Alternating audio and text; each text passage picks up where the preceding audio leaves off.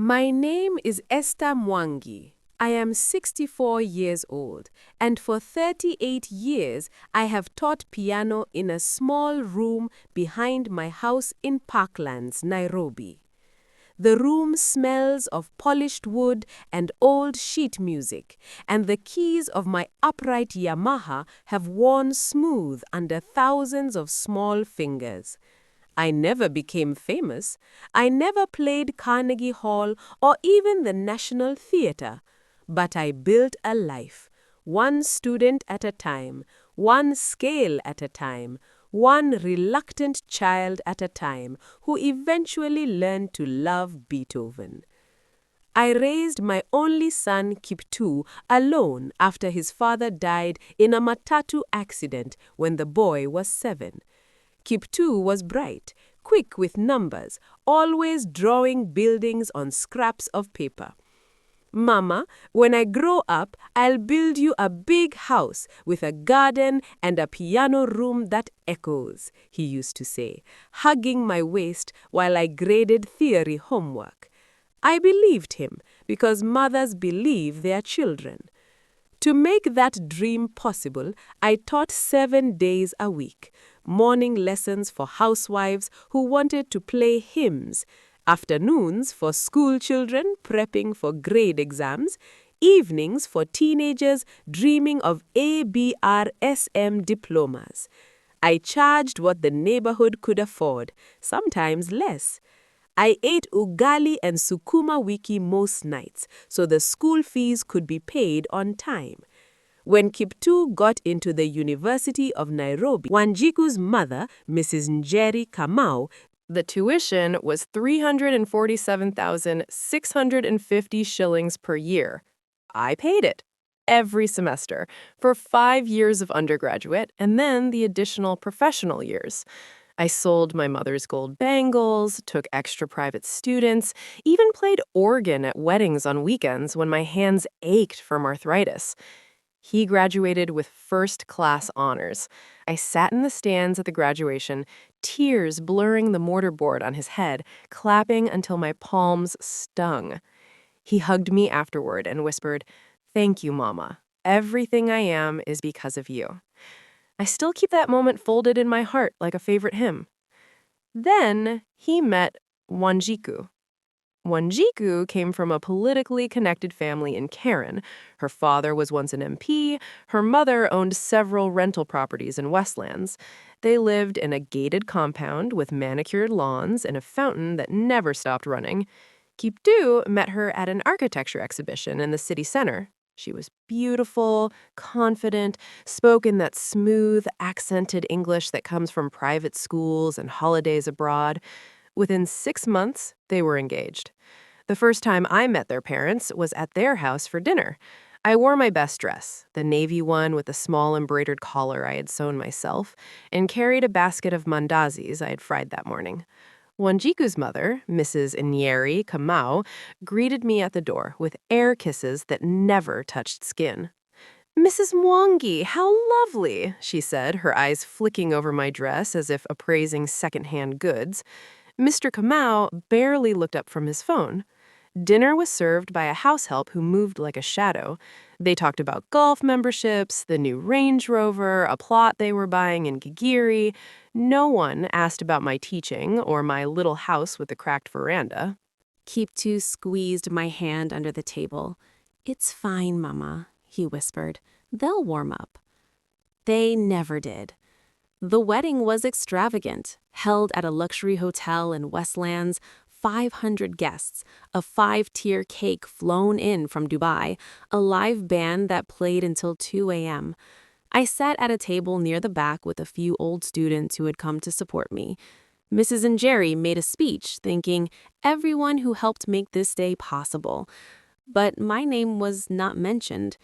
Kiptoo danced with Wanjiku first, then with her mother. When it was my turn, the DJ played a slow waltz. Kiptoo held me stiffly. "You look beautiful, Mama," he said, eyes on the crowd.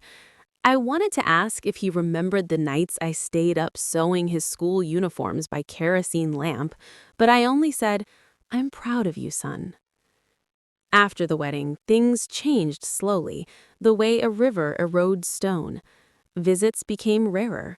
Sundays, which used to be ours, church, then lunch at home with nyamachoma he grilled himself, were replaced with brunches at the Karen Club or golf with Wanjiku's family.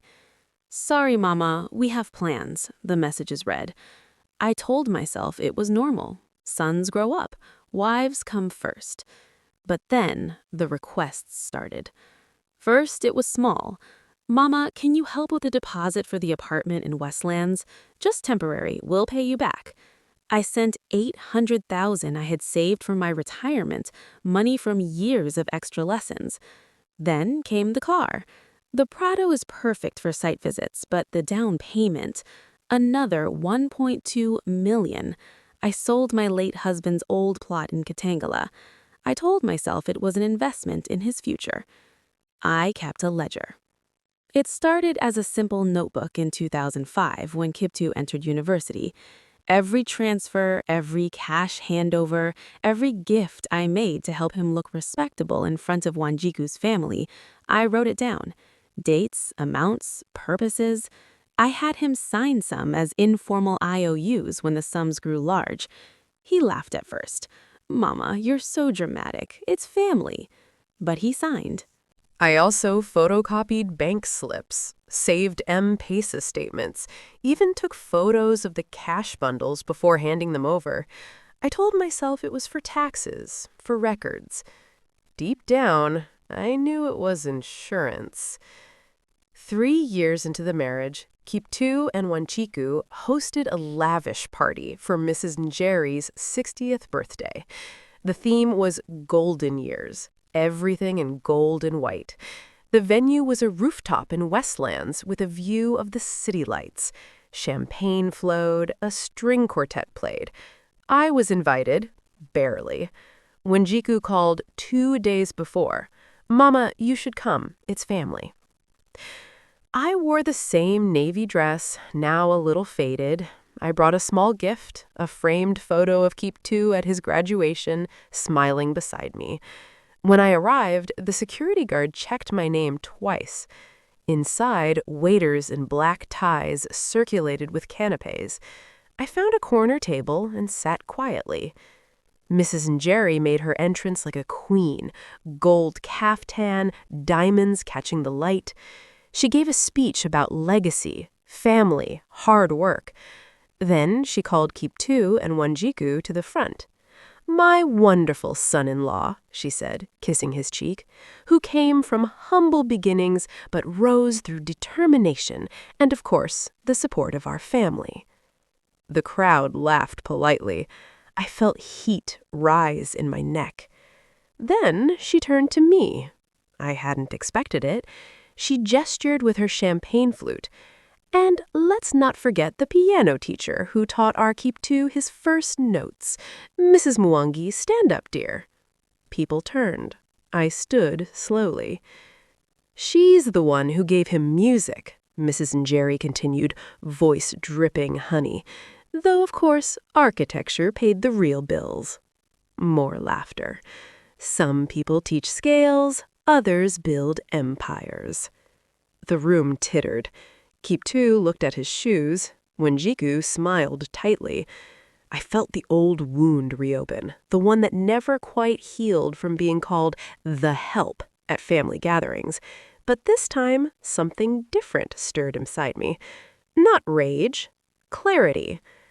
I walked to the front. The quartet stopped playing. Everyone watched. "Happy birthday, Mrs. Kamau," I said quietly. Then I reached into my handbag and pulled out the ledger.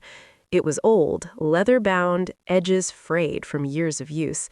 I placed it on the table beside the cake. "Before you cut the cake," I said, "perhaps read page 47, column titled Loans Never Repaid." Silence. I opened it myself. Names, dates, amounts. K. 347,650 times 5 for university. K. 1.2 million for the car. K. 800,000 for the apartment deposit. Smaller sums: suits, watches, trips to Dubai to impress the in-laws. Total, 9,847,300. Beside each entry, Kiptoo's signature. Mrs. Nyeri's smile froze. What is this nonsense? It's a record, I said, of every shilling I gave my son so he could stand in your world. Loans, documented, with interest calculated at bank rate as per Kenyan law for family advances.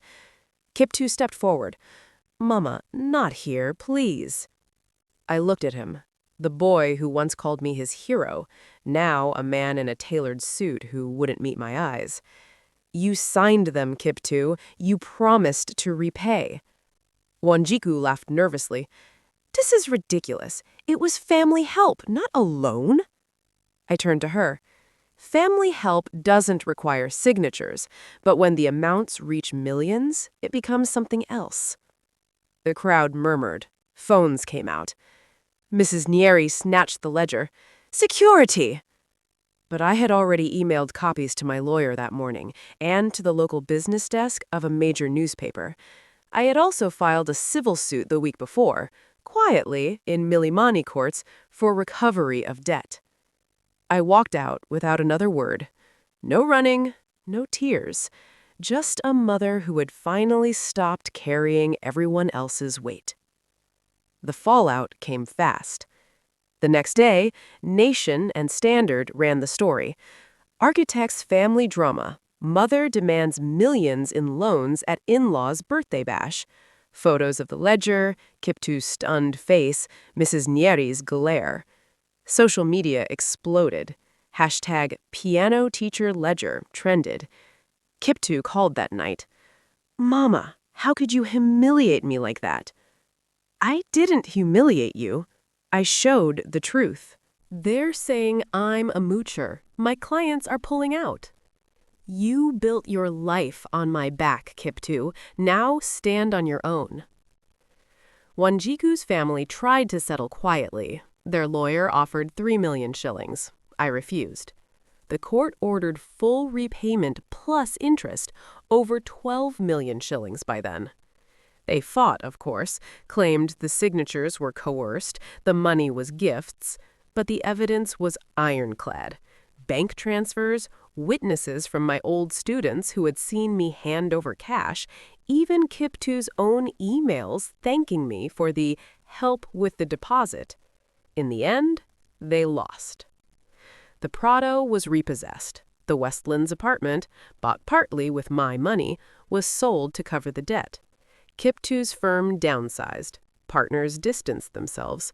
Wanjiku's family name took a hit in their social circles. Whispers followed them. They took from the piano teacher. I didn't gloat. I didn't need to. Kiptoo came to see me 6 months later. He looked thinner, eyes hollow. He sat on my old sofa, the one we bought secondhand when he was 10. Mama, he said, I'm sorry. I poured him tea. Sorry for what? For everything. For forgetting where I came from. For letting them make me ashamed of you. I looked at him, the man who once drew buildings for me. You weren't ashamed of me, Kiptoo. You were ashamed of what you thought I represented. Poverty, struggle, the small house in Parklands. He cried then. Quiet, shoulder-shaking sobs. I let him. Then I said, I still have the small house, and the piano, and my students. That's enough. He asked if he could stay a while. I said no. Not yet, I told him. Go rebuild, with your hands, like I did. He left. I watched him walk down the cracked path to the matatu stage. Now, 2 years later, I still teach. The room behind the house is fuller than ever. Children from Kawangware, from Pipeline, from places where parents save for months for one lesson. On Saturdays, I teach for free. Scales, arpeggios, Fear Elise. They call me Mama Esther. Sometimes Kiptoo sends money, small amounts, deposited quietly into my account.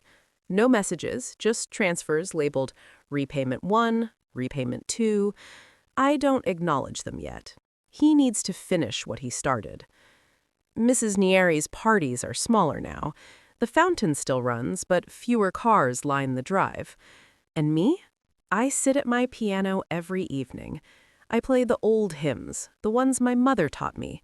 The keys are worn, but they still sing. I never needed a big house. I needed dignity. And in the end, that's what the ledger bought me. Not revenge, justice. Quiet, patient, unstoppable justice. The kind that arrives on soft feet, like a child finally learning the right notes. And when it plays, the whole room listens.